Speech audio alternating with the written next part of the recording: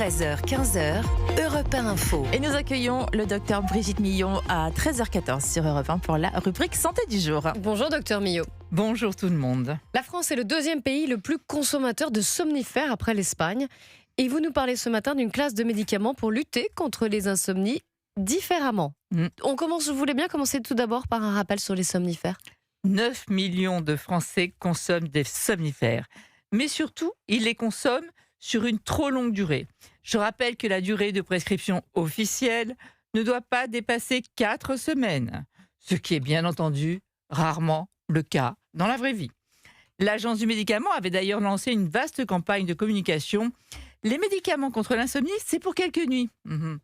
Bon bref, pourquoi une période courte ? Tout simplement parce que ces médicaments induisent un sommeil qui n'est pas récupérateur, mais plutôt une espèce d'anesthésie du cerveau. Alors oui, le matin, on est content, on a dormi, mais on n'a pas récupéré. Mais surtout, ces médicaments ont beaucoup d'effets secondaires.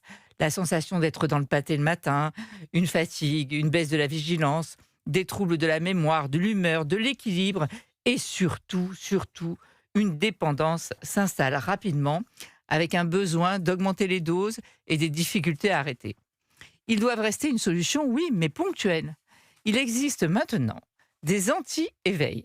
Le principe repose sur une idée simple et pourtant révolutionnaire. Au lieu d'induire artificiellement le sommeil, on bloque les mécanismes cérébraux qui nous maintiennent éveillés. Au cœur de ce système se trouve l'orexine, une molécule clé du cerveau qui stimule l'état d'éveil.